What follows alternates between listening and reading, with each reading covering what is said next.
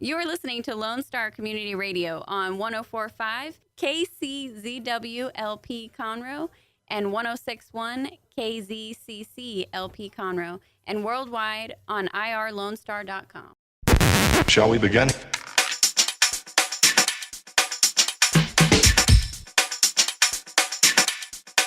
Let's begin now. Hello and welcome to the Ticket Stub, your favorite place for movie news and reviews. We broadcast every Thursday at noon on 104.5 and 106.1 from beautiful Conroe, Texas. Follow us on Twitter at @_Ticket Stub and Facebook, The Ticket Stub Podcast. The Ticket Stub has a sponsorship with the Grand Theater, where we're currently at. Woo! And Amstar Cinema. You can visit irlonestar.com for information about the show and sponsorships, or you can give us a call at 936-647-3776. Please don't forget to leave us a 5-star review. We are coming to you from theater number 12? 14. Number 13. From the Grand here in Conroe. We are in the new luxury recliners. Buckle up. It's going to be a comfy show. So let's do a quick review of the recliners.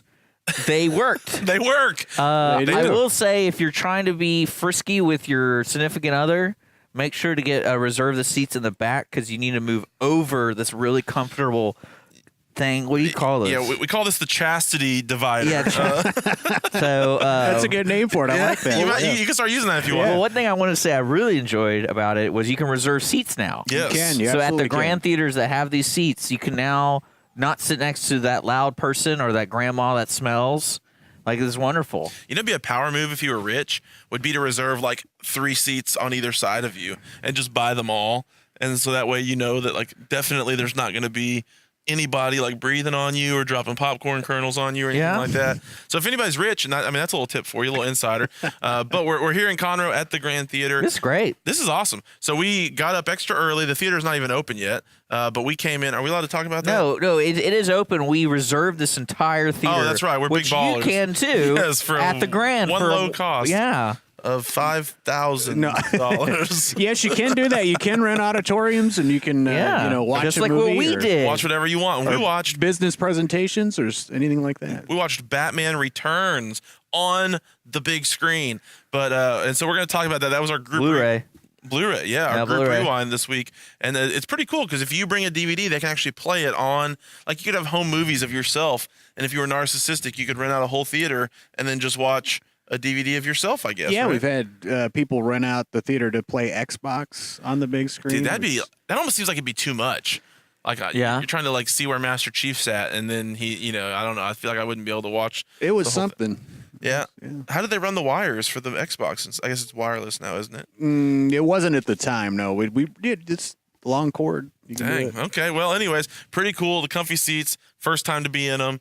First time for all of us to really be. Chris, you've never really watched a whole movie in them yet, right? No, this was my first time watching a full movie in them. So. Well, they are pretty excellent. I'm quite pleased with the comfy seats. I like and they it. recline, furthest recline in the country. So let me ask you something. that I've seen, yeah. Let me ask like you something, Chris. Yeah. When one of our listeners wins the tickets to the Grand, Yes. how do they get to reserve their seats? Oh, great question. Well, they come to the box office and they can choose their seat at that time. Because you were telling us you can go online, right? You can, but you can't go online with passes. That's the only. Okay. The only You're thing. second class when you have a pass. Yeah, can you come like ahead of time, like the morning of or something? Like if you wanted, yeah. Like if you wanted to go to a Friday night show with the passes, and you didn't, and you knew it was going to get sold out or close to it, you could come by like maybe at noon at lunchtime, get the seats, pick your seat, and then be good. You absolutely could do that. What's the furthest in advance you can buy a ticket? Cool. As far as we have them on sale, so it could be weeks at a time. Ahead of time. Great.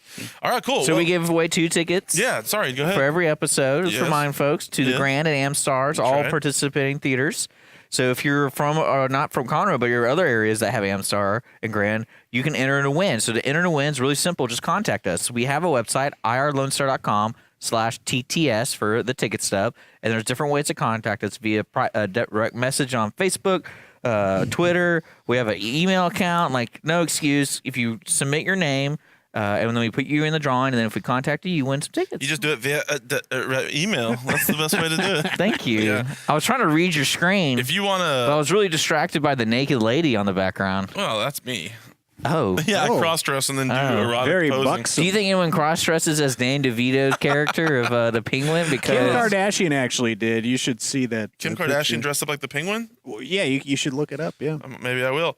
While we do that, we've got a good show today. We're going to do our group rewind, Batman Returns. Yay. And then we're going to do movie news here in just a second. And then we're going to talk about our three favorite. We're going to go 3, 2, 1, top three, something we do every now and then. Our top 3 favorite Batman movies. There's been, I think I looked it up, and there was like 12 or 13 iterations of Batman. There's have come that out. many. Wow. I think is what it said. Now, that may include some like...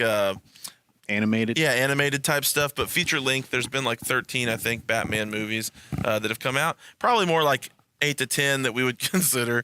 Chris is struggling with his drink here. Maybe like 8 to 10 that we'd consider. And so let's talk about, and we'll talk later on about the 3 that we enjoy the most. All right, so let's hop right into our movie news here. The first article is from Boston.com. I guess the city has a website, or maybe that's I don't know. I probably shouldn't even mention these publications. fake news. Yeah, Amy Poehler's next movie, Wine Country, crushes the Bechdel test. Now, this is something we've talked about before. The Bechdel test is something that this like blogger, I think, or writer came up with that basically means that 2 women have a conversation with each other about something other than a man or anything related to a man. Batman Returns fails, I would say, miserably, the Bechdel. It's basically like a women empowerment test in movies. I see. To say, are the women in the movies just servicing the male plot? No, Catwoman totally goes from failing the test to like she crushes the test. But she never talks to another woman about something that isn't a man, though. That's the test. It's not just No, her. she talks to the cat. Well, maybe it's a female cat, I guess. Well, they use the term pussy a lot, so I imagine Pussy cat. They do. pussy Yeah. cat. Pussycat. Yeah, that is true. So apparently this movie, because the reason it crushes the test, it's kind of like a ridiculous headline because it's like all females in the cast. So if there's all females in the cast, I imagine they're not spending the entire movie talking about male characters. That would be a pretty terrible movie. But what I think is interesting about this is basically she gathered up every SNL friend that she ever made. Maya Rudolph, Tina Fey, they needed work. Rachel Dratch, Anna Gasteyer, Paula Pell. I who's think been that's in a just few an things. understanding, like between SNL cast. Like if you get famous. It's like, hey, we need to fill a role, and they have to be, SAG official. And they're like, all right, I got all my buddies from SNL. You never notice that about all, like, even They the gotta early be Happy sagging. Gilmore settings, like, you can see them in, like, oh, he's the gas station attendant. Yeah. So they bring their buddies in. So- I'll say, if I was going to be a movie star, I'd try to get my friends a little work, Well, no, Give 'em a also, little you can cash. control how much they get paid. Because they're not going to be complaining about it and be like, all right, underpay this guy because we don't have a budget. Yeah. Well, And anyway, they don't care. This movie, it's a Netflix movie, Wine Country. It's going to be a bunch of funny girls or women that are talking about wine. Oh, and so it's going life to be a and C+ problems. movie, Netflix style? Well, that's what that's what I wanted to see y'all's thoughts on. Do y'all think this is going to be funny? No. Oh, Yes, okay. I do. And yeah. just because it's a Netflix movie, not because it's all women. So you don't like any Netflix movies? Netflix, come on, let's be real. All Netflix movies rarely go above a B+. Rare. That's rare. Like, even Roma wasn't even good enough to win Best Picture. Well, that's kind of a So, high bar. well, that's A+. Okay. So they didn't, I mean, you can't. Well, it lost to that was a bunch of movies that were all B pluses, probably, right? So, the Oscars. Except for Star Wars, Oscars which is itself was A++. a B minus. Yeah. But Well, solid transition. Chris, did you read this article already? No. The Oscars may not have a host in 2020. See, that's a mistake. Hold on. ABC's Carrie Burke implies that it's possible the Oscars 2020 will go on without a host. It said many people figured the hostless Oscars would be a train wreck, but actually ratings were up, it says, according to this article. Yeah. And so maybe, as it turns out, the Academy may have stumbled onto something, and next year's show could happen without a host also. Oh yeah, because people watched because there was no host. Like they get so annoyed by the host the whole time that they would rather not have a host. That is completely Well, It ridiculous. says Chris, many were quick to comment how they enjoyed think- the hostless format. I think a lot of Who are these people? I think a lot of the decision making and people watching it depends on what the media tells them. And 9 times out of 10, there's a host. They always comment at an article, how was he or she? Was it enjoyable because of this host? So now they're distracted. They don't care about the movies or the actual Oscars. And people don't like that anymore. They don't want to be distracted. This Eat it. Oscars, this last Oscars was the worst Oscars of all time. Is that because of the movies or because the way it presented? That didn't help, but also the way it was presented for sure. So that's my question to you guys. How much of the Oscar ratings is based on the quality. It's based of off the media. movies. It's based off the media, just propagating it. Well, It's that's it. probably some of it too. But when the movies are movies that people care about and are really excited about, don't you think that generates ratings for the Oscars? No one saw Roma. It was on That's Netflix. my point. That's my whole point, I guess. Is on a year when the movies really Green Book won. That tells you how many people watched all those movies. But on a year when the movies are really good and people really did see them and really did like them, don't you think that's what probably helps the ratings more than who's the host? No, I think an underdog story kind of helps that as well. Like, I mean, probably the biggest received movie of the Oscars was the Spider-Man movie. That's not true. I think it was like everyone positive. Positive. People were like, "Oh, I'm really glad that they got their Oscar." Everyone else was like, "Green Book gets the Oscar." Screw the Oscars, man. I think the Spider-Man was one of those where like it wasn't really taken like as seriously. Like, but people are like, "Oh, good for you." Well, it just wasn't Disney. People basically were like, "Yeah, great." Anyways, I do think the host helps though. It seems like I don't, because of what you said, Dick. The host generates the buzz, and they use the host to drive the marketing. Where it's like, come see. But the truth is, the host only does like 8 minutes of work at the Oscars. I mean, I'm sure it's a lot of work for them leading up. Go back, watch the old Billy Crystal stuff, and Hugh Jackman when he hosted was fantastic. Yeah. So you just go back and you're taking away from the award, and you're taking away from the quality of the film when you do that. The awards are so boring. Well, that's the whole point of the show. Go see him in concert or something. Go see a stand-up. Oh, yeah. Go see Billy Crystal if you want to see Billy Crystal. You're watching the Oscars. Billy Crystal's a great. Well, that's one thing we were talking about earlier. Creme de la creme. It doesn't make any sense when they cut off these people's speeches where the whole purpose of the Oscars is awarding something to somebody and then giving them time. You really wanted to hear the full special visual effects? Well, I mean, I want to hear a story about making the movie or something. Like he thanked all these people, like Harvey Weinstein. I mean, let's thank that guy. He deserves it, right? He's earned some thanks. He was basically compared to God by Meryl Streep. That's a classic clip, especially in today's world. Holds up. And you know what? Really during that show, there was a host. Oh, so is the Oscar host what created the environment for Harvey Weinstein to do what he did? Do we? That could be it. That could be it. I can't believe you're associated with that. Chris, you're a monster. Yeah, okay. The one bad thing here is we can't really see each other very well. I think we're good. I'm like I'm gonna have neck cramps. But anyways, well, it'll be interesting to see what I think they should do. I think my tip to fix the Oscars is get rid of like half the categories that nobody's seen the movies, nobody cares about. Cut all that crap out. Let those speeches go for the actual famous people. Let the speeches go a little bit longer because people I do think like to watch those clips on YouTube and stuff the next day. And then you could have a host and actually give them some time to do something. They're also missing cool montages that they used to do. Well, let's look at it like this. Well, let's look at it like this. Today's standard viewer is used to everything on demand. So what happens with that as a creator is you're really not limited by time. So putting a time on the Oscars to me should be kind of thought of like, let's not time it. Let's just go for the whole deal, see how long we can make it, and it's on demand. And we'll clip it up later on. And then, like, if you want to put it on ABC, you clip it up. The problem with award shows in sports are that they need to be live because there's a result tied to them. Yeah. Well, yeah, but you stream it live, and people will be like, I'm sitting down for 5 hours watching the Oscars. Because how long do you think the overall coverage of the Oscars is? Oh, it was like 7 hours. Yeah, it's like 7. Time. It's so all long. day. It's so long. So people are already. I guarantee you there's a small percentage of people who actually watched it from like 11 a.m. on ET all the way to the Oscars. Probably. Me and Lindsay turned it on at like 3 p.m. while we started like doing dinner and stuff. And it was too much. I like watching the outfits and stuff. Well, might as well just make it a long deal and just let people speak these speeches as long as they want. What percentage of people do you think watch just the red carpet and then turn it off for the actual production? Well, I bet people who work in this field. Or like I bet a lot of Hollywood people just turn it off. Or do you think some people just want to they literally love the fashion and the red carpet, but they don't care about the awards? I believe that. Yeah, probably so. Yeah. All right.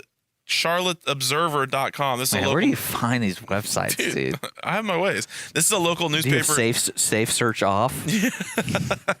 Yeah, I've got the dark web that I use. I hack the mainframe in the dark web. Well, this is actually, I think, become a national news story. In North Carolina, at a showing of Us, Chris, this could hit a little close to home. There was a theater shooting over a dispute on a seat. Who owned the seat? Oh, they reserve your seat, folks. At the Grand. Reserve it ahead of time. You know what you're getting when you come here. Well, but so this was a reserved seat situation, I think.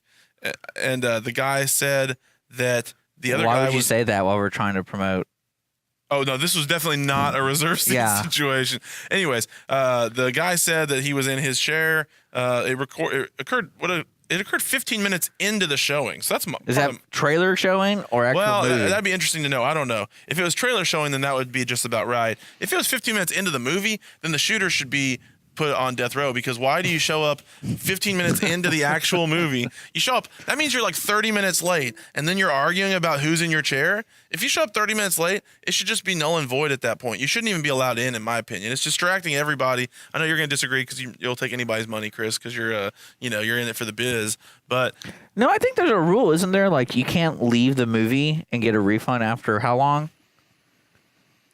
There's no set rule, but I mean, we kind of generally go. So I can watch the hour over half. But I mean, it depends on what the reason is. Yeah. Well, I mean, so you're telling me this guy took someone else's seat, and they fought over the seat. So it must have been a packed theater. It was a packed. It was opening weekend for us. And the shooting, it says the shooting was a result of an argument over seating in the theater and was not considered an active shooter situation. So. That's what we know. So basically you're saying after the movie they shot each other? No, it was 15 minutes into the movie. 15 minutes into the movie, the lights went down, and 15 minutes in, there was gunshots. One person said it sounded like gunshots. It sounded like popping noises, and everyone started running, so I started running, so I didn't have to be in the chaotic moment. Now, what you do in that situation, if you find somebody in your seat, is you ask them politely. Shooting. If they say no, if they say no, you come out and you talk to a manager, and we'll take care of the situation. I mean, you paid for that seat, so you have the right to sit in there. And whatever reason, if that person just snuck in or decided they didn't want to sit in the seat that they reserved, I mean, they don't get that choice. If someone's in your seat, you go to the concession stand, you buy some alcohol, you put a wick in it, light it on fire, make a Molotov cocktail. I don't think they have that here. No. Yeah. Well, I know beer, but when the Dak Shack comes in, hopefully we'll get a high enough grain alcohol. Where are you going with this story? Next story. Throw a flaming Dak. That's all I got. Throw a flaming Dak at him. Molotov cocktail. I think the Batman Returns viewing has warped your brain of like how the world works. There was a lot of Molotov cocktails in that movie. I've gotten kind of dark. Yeah, this movie darkened me up a little bit. I just thought it was interesting that there was a dispute of these two people where it went to the point that it got that like there must be something else going on in these people's lives. So easy. That serious. Easy. I think you should look at where that was. Oh, here exactly. we go. He's gonna start judging people. It was North Carolina. He's gonna start judging people. Charlotte, North Carolina. I'm curious to see what kind of demographic theater that was at. Wow. Well, I'm just saying. Well, no, I'm just saying. What do you mean demographic? No, if it's in a bad area or something like that. Well, it might have been. I don't know. I don't even think about that kind of stuff, Chris. I'm open to all people. My heart is wide open to the world. Well, yeah, but that's never happened here at the Grand Theater, right? No. People are safe as can be, and you have cops around. We do. See, there you go. Couldn't be safer. Couldn't be more comfy. This is the perfect place to watch a movie. We're actually going to go to break here in just a minute, and when we come back, we're going to be doing our group rewind. Yeah, Batman talking Returns, about dude. Batman Returns, and then we're going to do our top 3 Batman movies. So, in fact, for everybody listening, you can go ahead and tweet at us at @the_ticket_stub. Tweet at us either your top 3 or your top favorite Batman movie of all time. We'd love to know what it is, and just for you to engage the conversation. So stick with us here on the Ticket Stub. This is not a drill. Repeat, this is not a drill. The Ticket Stub is sponsored by the Grand Theater and Amstar Cinemas. With 18 locations around the country, the Grand Theater and Amstar Cinemas bring you the latest in state-of-the-art projection and sound. Including Fathom Events and Flashback Cinema. Did you know your local Grand or Amstar Cinema serves a wide variety of adult beverages? And some even have a full bar. And moms, they didn't forget about you. They also have a large selection of wine to help you get through those kids' movies. Visit your local Grand or Amstar Cinema today. Don't forget to download the Lone Star Community Radio app for your Google Play or Apple Store. Bring Montgomery County's community radio with you anywhere with your smartphone or tablet. If you are in the Conroe area, tune in on FM. That is Conroe's FM 104.5, 106.1.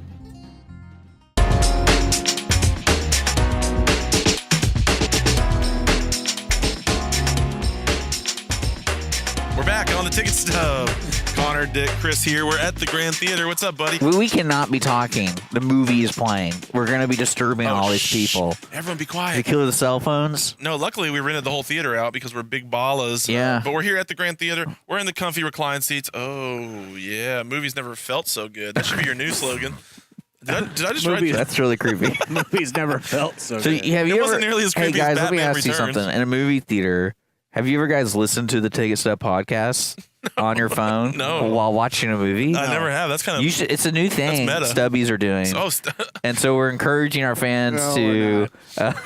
they call it. I'm kidding. They call it stubbing. Turn off your. I think I'm the only one. Do you turn off your phone when you're in the theater? No, I don't. I legit turn my put it phone on off. Silent. Yeah, They have that app. I don't think it's not the grand. It's like Cinemark or something. Where if you do it in Cine mode, you get like a free popcorn afterwards. Oh wow. Y'all should offer that, Chris. That's a good idea. Yeah. I Sorry. was not aware of that. Hate to recommend But no, it. I always turn off full stop. Turn off. Oh, that's good for you. I don't, because a lot of times I end up on IMDb like trying to figure out who that person is or something like that. So you get on your phone during a movie? I kill the brightness. I'm very discreet. You're not discreet. Someone Very knows. discreet. Someone Very knows. discreet. Normally I'm in the theater by myself because I go at like 10:30 at night. Usually, so- I have to go to the bathroom at some point, so I get out there and then I check my messages and everything. There you go. All right, well, Batman Returns. This is our group rewind of the month. Did we draw another movie yet? Shoot. Did you No, bring, did you bring the bag? we'll draw it and we'll announce it. All right, we'll draw it and announce it next time or Yeah. next show, something like that. Batman Returns is from 1992, PG-13. It is 2 hours and 6 minutes. Yeah. It was a little bit long, if I'm going to be honest here with all y'all. Directed by Tim Burton. Well, I felt like the third act they was poorly written. I think something happened because did you notice how tight the whole movie was up to No. the third act? Oh, I don't know. It felt. Well, let's talk about that in a minute. Tim Burton was the director, starring Michael Keaton as Batman, Bruce Wayne, Danny DeVito as Penguin, Michelle Pfeiffer as Catwoman, Selena, Christopher Walken as Selena, Max, Kyle. Max Shrek. Christopher Walken, man, he is. I was hoping he would get like a better an actual villain role. He was pretty. He was pretty. He was. He was. Yeah, the- but kinda like the main villain. they talked about his plans, but I mean he had a noble plan. He wanted to leave something for his son. He straight up murdered somebody. He wanted to steal the energy from the whole yeah, city. then sell it. Yeah, that's not noble. Well, I'm not. I'm just saying his redeeming quality was he wanted to leave something for his. Oh, see, here's the thing. So did Osama bin Laden. He's a James Bond villain, Christopher Walken in this, not a Batman. Yeah, Oh, Batman okay. villain. This like the wild turn, Mr. Penguin turn. Like, oh, let's kidnap all the firstborns and throw them in a vat of toxic waste. Yeah, that got Like that got real dark. So the plot is when a corrupt businessman and a grotesque penguin, kind of rude, plot to take control of Gotham City. Only Batman can stop them. Only. While Catwoman has her own agenda. A couple things for me. Number one, Catwoman's agenda is not real clear to me.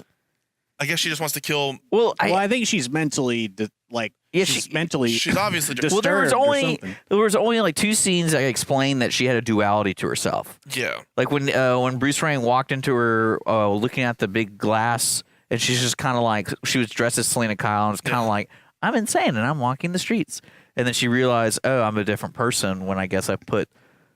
I mean, I didn't really see it. Let's do it this way. Let's go character at a time. Okay. Let's go character at a time to talk about this. Bruce Wayne is Batman. Michael Keaton. We already kind of know him from the Batman in 1989, so I don't know that we need to spend a lot of time. No, he's basically just like he's like Polo Boy. He sitting really around didn't have any in-depth scenes really until the end. He was like the least in this out of all these three characters. I feel Yeah. like. But he's a great Batman though, for sure. I like Michael Keaton a lot. I think he does pretty well for I don't Batman. know. He didn't do the Playboy thing. He was kind of too old. Well, he might have been aging out at the end of this movie, but I just feel like he wasn't in it that much. No, I'm at the character. Like they portray the character as older. I wonder how old he was in this movie. Actually, I mean, I imagine he's 40. Let's see. Mid, It was like, in the 40s range. Made in 1992. Let's do some quick stub math here. 92, born in. Okay, IMDb's not great about right like. there. 1951. Oh, 1951. Right there in So front it's of you. 51 and 92. Oh. Siri. 41. He was 41. He's 40. So there you go. No, I meant the character, the way they presented him, because typical. What's neat about Batman is you can look at different people's perspective of like, oh, I'm gonna do Christopher Nolan and have him be a playboy, and every time he's around, he's got two women on his side. And then you have like the newer Batman where he's just killing everybody and just upset with him. I'm talking about Ben Affleck. Martha. And then Martha. And then you have the cartoon Batman where he never was like a full blown playboy, but when he would do Bruce, he'd be in a limo or whatever and get dropped off. That's kind of Michael Keaton was kind of like that. Speaking of killing people, Batman he wasn't. Batman does. freaking Alfred was like honking the horn Yeah, he was. in the middle of the square going, Batman, quit mooching on that lady. Yeah, but he was bringing him soup all the time and stuff. Like Batman, I mean, that wasn't glamorous. He's honking the horn while outside the vehicle like a dad. He's eating his soup. He's like, "Oh, it's cold." He goes, "Yeah, it's supposed to be. It's foie de gras soup." Yeah. You know, I mean, showing his privilege. Yeah. gotta check it at the door. Well, the thing about Batman and killing, there's this lore in Batman that Batman doesn't kill anybody, but he literally kills like He 3 or 4 murders several guys. people. You don't actually see it. The most when you obvious strap a bomb one, to someone's yeah. chest and push them into a manhole, Yeah. That and then there's definitely a huge happened. explosion. Yep. I'm pretty sure that guy's He dead. lit that guy on fire with the Batmobile. But he could have survived. Stop, drop, and roll, dude. I'm on And fire. plus, I'm on fire. and I he's know surrounded just what by to do. snow. I mean, he's fine. Yeah, that guy's probably at worst he's got 3rd-degree burns. Yeah, but at worst. I think he's at worst he's deformed forever. If anything, they just planted the seed for the next villain. Oh yeah. So, and then we can even do the clown who got blown up. He has like no legs, and he's coming Lieutenant back. Yeah, he's coming back after Batman. Okay, so Batman, we got him figured out. Penguin. Penguin's origin story is he has like Gosh, it's a great character. he has like the Graham Wellington parents here who don't care. Like they're staring down their nose, smoking their long cigarettes. I love it because it was like the middle of winter. They're in their like fancy dress robes, drinking martinis and smoking, Giving birth at their house. giving birth at their house. Paul Rubens, And Pee Wee Herman. apparently Penguin was like, what could possibly be wrong with your baby that you would lock it like its playpen was Well, like a cage? He literally ate a cat right in front of That him. was So. Well, that was the last straw. That was pretty rough, but that was after he was in the cage already. That was- Maybe he ate the cat to What's lash even- out because well, he's in what's the even cage. crazier, and I know they're trying to depict the parents as awful people. Yeah, they were which bad. never really Well, I don't came think back. so. They didn't really come back to like into the story. Well, they died. Well, I know. Well, I meant like I thought they were, but with like their logic was they gave birth to a monster in their eyes. They kept it around long enough to watch it eat a cat, and then their solution is to get a carriage, strap it up, and then throw it into a little river. Like I didn't really understand that. I was like, why don't you just leave it at the fire department or something like that, like what most people do? Yeah, or I don't know, shaking baby. That's a thing, right? You can. Oh boy. Well, I mean, if your baby ate a cat, what's your first thing, Chris? If your baby ate a cat. What do you do? What do you do, Chris? Scenario. You just gotta keep him. You gotta love him. Oh, you love him through the pain. You do. Yeah. Love you it just to He the grew up keep him to away be from a animals. weird. Okay, so the one thing that Was it- kind of confused me about the Penguin was Tim Burton certainly has a style, and I get it. He has there's some goofiness to the movie, and then there's some things that like there's zero explanation for, and it doesn't fit into this world. Like for example, his blood is green. Yeah, what was that? And Why was his he mouth- eats raw food. He has like sharp teeth. Well, he gets thrown off. He floats down into an abandoned zoo where there's like an army of penguins that have repopulated here, and they raise him as right? their own. Yes. Penguins with no digits or anything Yeah. are able to raise him Right. as a child. Whoa. Yeah, so it's like him, Batman, Catwoman. Apparently, the animals of Gotham City are very maternal. Like they really desire to raise human babies because they raise them as a penguin, which I guess gives you a taste for fresh fish. Well, if you look at this movie logically, you're not going to enjoy it. I think that's part Well, of my problem. it's not I think that's- no, I it's think not that's part of my logic. issue. It's not logic. It's more of like Well, it is logic. no. It's more of None of that is he's logical transformed. He's transformed like what makes Penguin. So like for example, like Catwoman, she is first Selena Kyle who has no motivation. Well, we're not the Catwoman yet, so don't. Yeah, so that's what I'm saying. Like she's zero motivation. She had zero self-esteem, and then she gets molded into this insane person, basically, because they didn't make her like drop dead gorgeous. They kind of like, you know, what I'm talking about when she was Selena Kyle post Catwoman. She looked insane. Yeah. She acted insane. And then another thing is when we're talking about Batman. Why did Batman all of a sudden get like a Batman boner for her, like for a woman randomly? I didn't know him to she's be hot. actual horn dog. Well, she's hot, dude. When did Batman? Because we know Bruce Wayne liked her. Oh, hold on, as Selena Kyle. Let me get up here. So when Well, are we talking about Penguin? You're derailing us here. You're no, derailing our I know, conversation. but we're talking about character development here. Well, we already talked about Batman. So the scene where Bruce Wayne comes in to meet Max to talk about the power plant, Yeah. he meets the post Selena Kyle. Correct. And like all of a sudden he's like, "Oh golly, who is this woman?" And then just obsessed. Like, you want to go on a date. You want to do these things. That's not a Batman I boner. mean, Bruce Wayne that's a never Bruce does Wayne that. boner. Bruce Wayne never does that. He Yeah, might. he did in the first movie. He got with what's her name, Vicky, in the first movie. That's the one where they make love on the stairs. Was the 1989, I think. There's one movie where they like at least make out on the stairs. And then he's hanging upside down. But I don't know, like, and that's what I'm trying to say is Danny DeVito's character, Penguin, was always bad. And he always wanted to like kill things and do like cause chaos. And when he, except for the whole part where he decides to be mayor, that was kind of a. Could we have done without that? Could we have made this movie an hour 45 and cut out all the mayoral scenes? Well, I think that what that was trying to do, because a lot of the background to Penguin was he wanted to be accepted by society, and in the comics and things like that, depending on what Penguin you're looking at, like my favorite version is when he owns the nightclub, like the Polar Bear or something like that, and that's where all of Gotham's underbelly goes, and it's like a very posh place, and everyone knows he's a gangster, but no one wants to go up against him because of his power. How did he get the power? He has. Well, that's one thing. Again, like you don't know how he was raised by penguins, and then all of a sudden he's a circus. He's all of a sudden he's a leader of a gang. Yeah, explain that part to me. That was when Batman was going through the old newspaper clippings. He was reading like circus stories of one circus that like defected or something, and those. And I like how all of his villains would rather do handsprings than walk anywhere. Like everywhere they went, they were handspring. Yeah. So that scene was supposed to tell me that he was raised in the circus, and then he basically disbanded with other people because they killed somebody. I don't think he was raised in the circus. He was raised by penguins. Yeah, he was raised by penguins. But he joined the circus potentially? I don't think he came out of the sewer, from what I understood. Or maybe the circus just found him.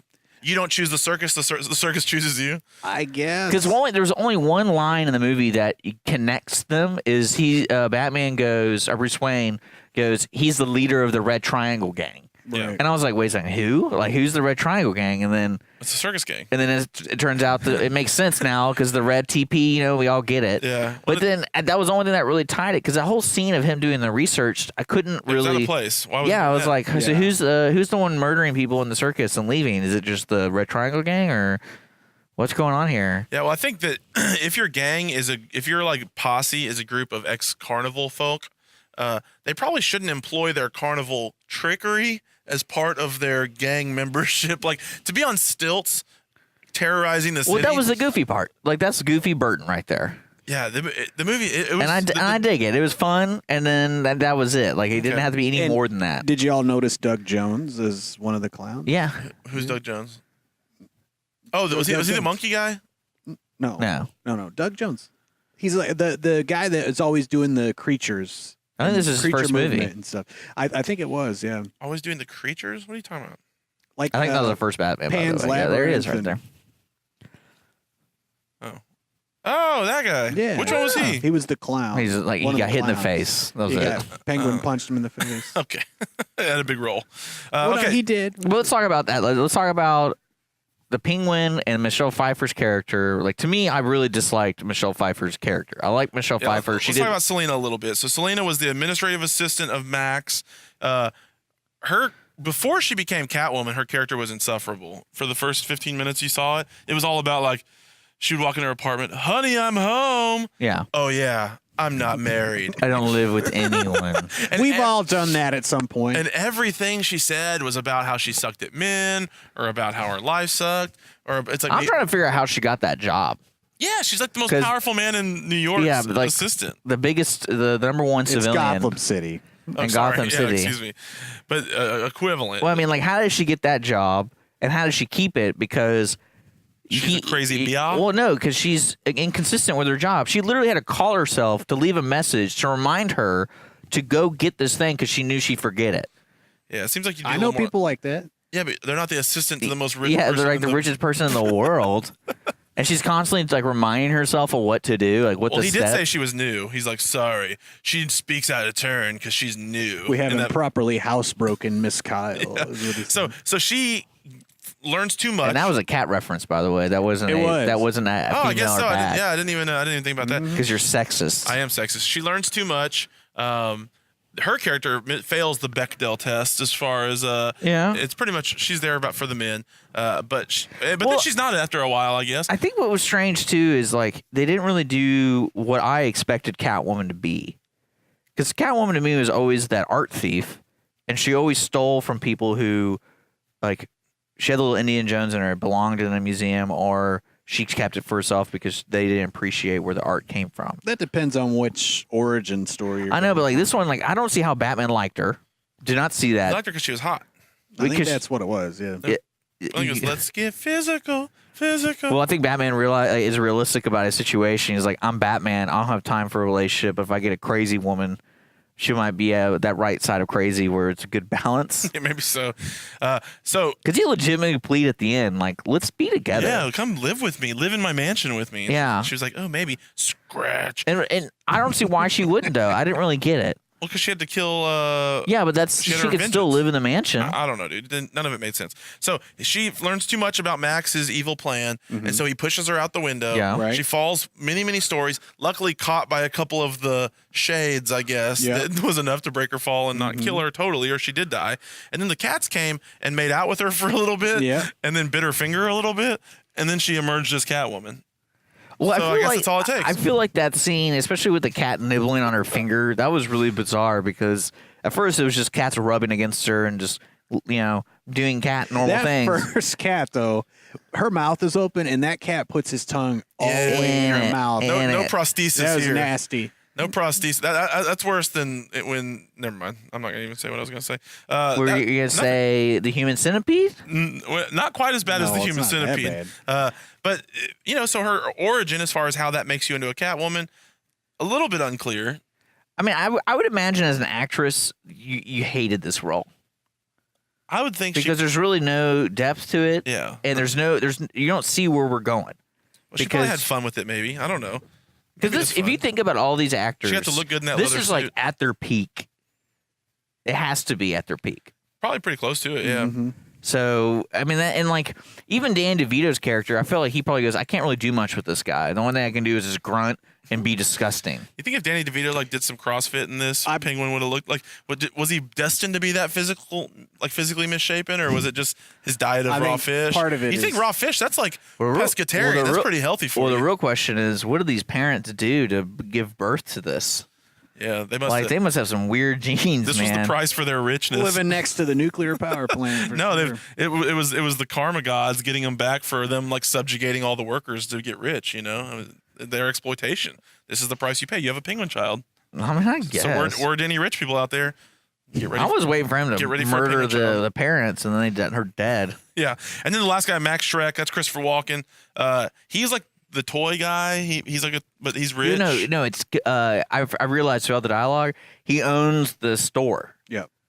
the Yeah, but what- department store. So it's not just okay, so toys. it's like Macy's or something. So but basically, bigger. he owns But the he's whole like block. Mr. Gotham, and he seems nice at first, but then he has several plots. He kind of has multiple plots, I guess, but it's all centering around trying to build this power plant, which is actually a power sucking plant, so that he can hold all the power, which Dick thinks is a really noble thing to do. No, I'm to saying the steal reason he power was from doing it everyone. was to give his son a legacy. So Saddam Hussein wanted to give his son a legacy. But Was that- it's not Danny DeVito. What does Danny DeVito want to do? Well, that's where I got sidetracked. So there's a whole part of the movie where they try to make where Christopher Walken wants the mayor out of the way, which apparently the mayor has like all the authority to like say yes to these projects. I guess I don't Yeah. know, but he wants the mayor out of the way. So even though the election just happened the month before, which they do say, they're trying to like impeach him. I guess they start a full blown campaign before. Well, no, it was a legit plot because. but they hadn't even impeached him yet, and they'd already started a campaign to run Danny DeVito. Where does that sound familiar? Yeah. Just saying. But no, the plot to make Batman crazy, to have the gang rile up trouble where the mayor can look at like, hey, mayor, your friend's Batman, he's bad, and you have no control over the city. You need to get out of here. That's a legit like coup. That's a good plot. Okay, so even if that makes sense, which I maybe And the power vacuum will happen, and you got to make sure the penguin's there to plug it. Yeah, you gotta plug the vacuum, man. But you don't start that before you've done the other thing, in my opinion. But the whole part, he's running for mayor. All this stuff's happening.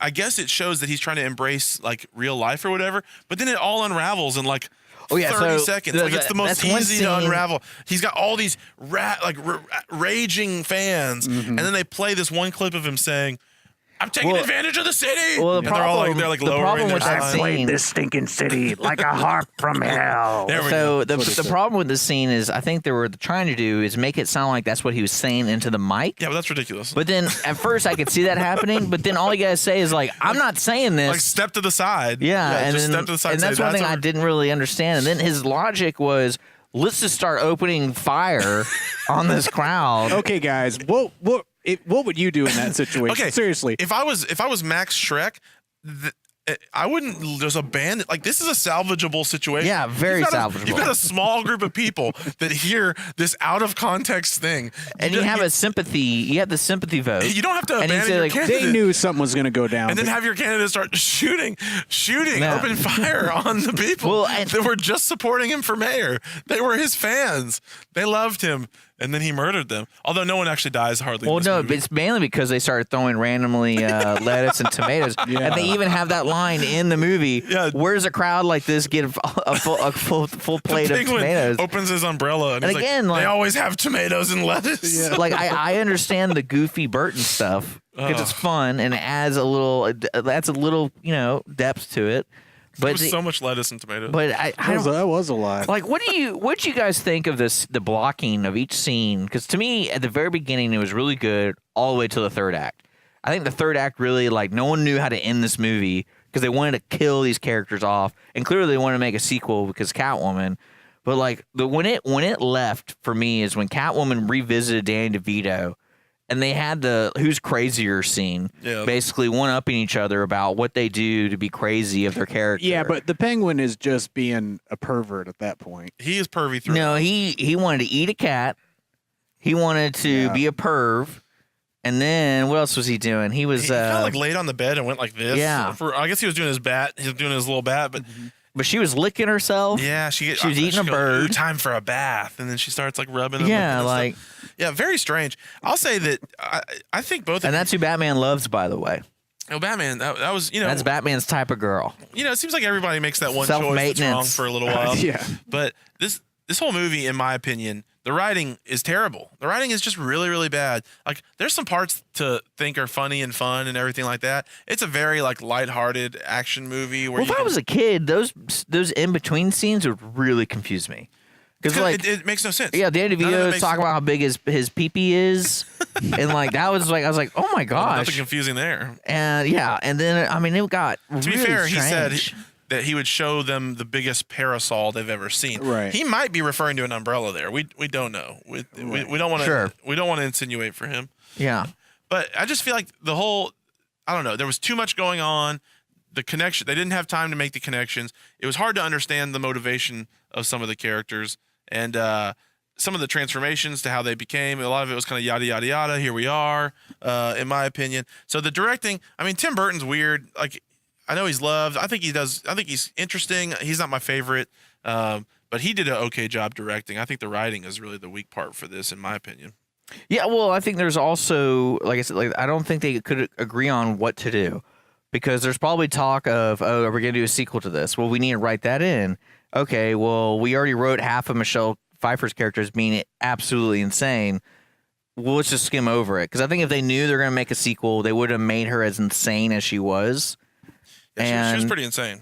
Like she, like legitimately insane, and or more of like a wild card. You didn't know what she was gonna do, and I like you said, the poor writing definitely there. It was the character, the acting was all right for what they were given. Like Michelle Pfeiffer did a really good job. Danny DeVito did he was disgusting. God, man. he was gruesome. It was great, and then yeah.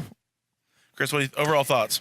I absolutely love this movie. I think everything is put together so well, especially like the way Tim Burton does stuff. It's just a whole world that he immerses you in, and the music is just so good. The music is so really good.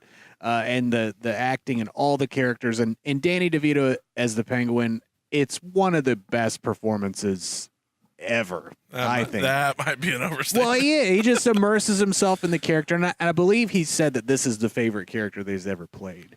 But it's just a great movie. There were a couple of scenes that very, very confusing to me to write in. So, like, remember the scene where Catwoman prevents that guy, like, from mugging her. Yeah. And then she randomly just attacks the woman, going like, "You need to toughen up, sweet cheeks." Well, that's when she went from like she became a feminist at that point. Well, that wasn't even feminism. It was more of like, everyone's weak, I'm strong. She's like, be strong. Don't be She's weak. like, you make it so easy. Yeah, with flaunting around. Well, by and then yourself. like especially another scene that made no sense to me was I had no idea what Danny DeVito was saying at the very end when he magically came out of the water and was like, oh yeah, and then he pulls the umbrella. Like, oh yeah. I think you weren't supposed to know what he was. I picked a cute one. I think you weren't supposed to know what he was. Yeah, like, help me out there. Yeah. He says a swear first, and then he says, I picked a cute one, because he was trying to pick one to kill Batman. Then he's like, I will kill you momentarily. I just need a cool drink all the things he was of saying? ice water. Because I've seen this like 150,000 times. But that was just a strange way to end his character, because I knew they wanted to get him dead where the penguins are carrying him out. That's like they really wanted to get there. Like, how do we get there to there? Did you guys see, because I don't think this movie was ever meant to be watched in this quality. Did you see the wire that was pulling him? Did you see the little black thing that went after he went into the water? You could see the little the cart that he was on float away. They really wanted to do that scene. Yeah, with the penguins like carrying him like pallbearers into the water. And then he just sinks.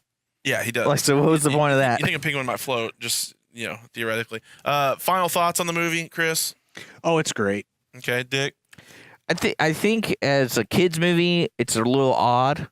Oh yeah, with all the sexual stuff and the swearing. But for for being a comic book movie, and especially being released in 1992, I think it's very special for that time. Like, if it came out today, it would be panned. It'd be like, no, this is like Justice League all over again. Yeah, I would say in the moment, it's got some. I remember liking it more when I saw it before. I just can't get over the dialogue. There were so many lines of dialogue that were terrible, in my opinion. Chris, I hate to poop on a movie that you love, but even like Danny DeVito, he'll be saying things like when he's talking about them like partying and drinking, getting all boozed up, I mean, like, it's a bunch of little lines like that where it's like, that's the best we've got is like, he's lived in a sewer for 33 years. I mean, what do you expect? All these people getting all sauced. He doesn't have Curb Your Enthusiasm writers. No, he wanted to show that girl the flipper fin trick. Oh, that was the French flipper trick. French flipper trick. That was, my god, there was some sexual harassment in this movie for sure. Big time. All right, let's talk about our top 3 favorite Batman movies. We'll go 3, 2, 1. Okay. Chris, what's your third favorite Batman movie? Number 3 for me is Christopher Nolan, The Dark Knight, the second in the Christian Bale Batman trilogy. I really, really like that one a lot, but that's number 3 for me. Okay. Number 3 for me, kind of ironically, I guess, Batman Forever. Is that the Mr. Freeze? Well, oh my gosh. Yeah.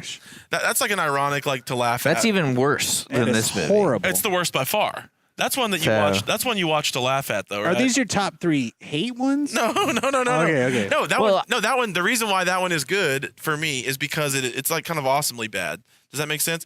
Like, no, that movie's terrible. like every line of dialogue that Arnold Schwarzenegger so says. bad that it's good. Yeah, that's kind of my point. So bad that it's good.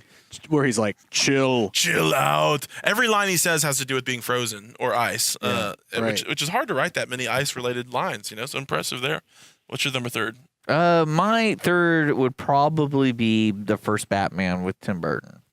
Okay, then 89. The Joker and everything, yeah. Like, that was really cool, especially with... They kind of continue with Tim Burton in this one that we just watched, Batman Returns, but I feel like they committed more to a feel to that movie than this movie. Like, they wanted to do the pow and the, gotcha kind of things that the old Batman gave that audience.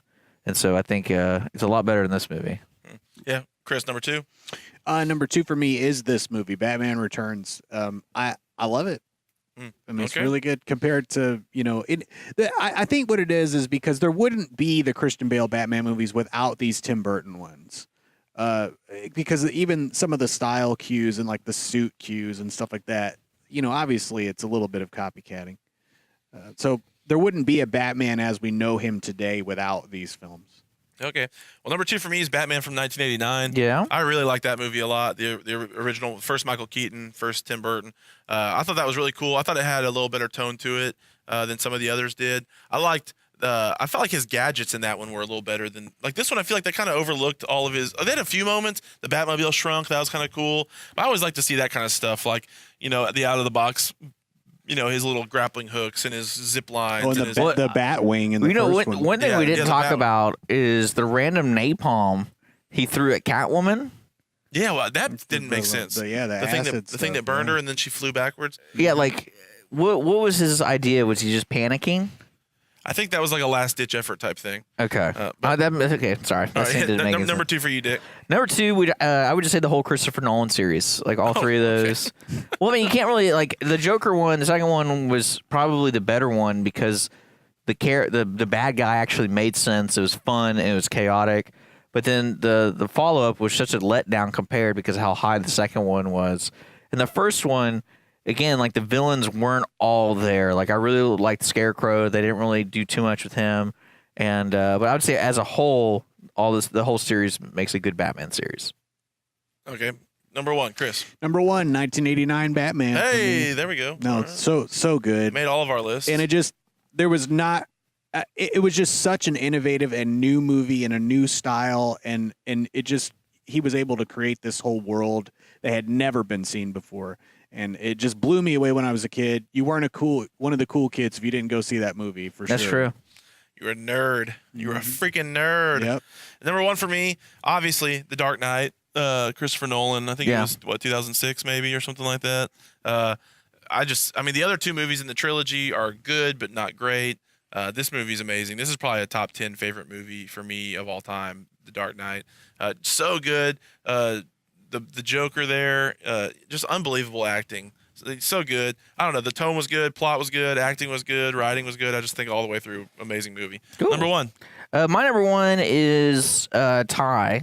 It is. So you're listing every Batman movie. Dude, I really like Batman Sub-Zero, the cartoon movie. And then the other cartoon movie, which is probably my absolute favorite, is Mask of the Phantasm, which to me is it's one of the neatest stories told about Batman. It adds a lot of depth to it. You really get to know the Joker, like the past of the Joker, and then you get to see Batman in multiple scenarios that challenge what Batman is and what he represents and things like that. So I encourage anybody who has not seen Batman Mask of the Phantasm to see that movie as soon as possible. Cool. I have not seen it, so I'll have to try to check it out. It's really good. All right, sweet. Well, that was our top 3 of our favorite Batman movies. Please, again, tweet at us at _TicketStub with what your favorite Batman movie is. We'd love to know if anybody sides with any of us. Have you seen Mask of the Phantasm? Do you love the 1989 as much as all 3 of us seem to? So please let us know that. Also, if you comment or reach out to us on social media, we will put you in the drawing to win the tickets to the Grand Theater M-Star Cinema. This was our group rewind. We'll announce next month's show, I guess next week. We'll do it on social media. Okay, we'll do it on social media. Because we're actually...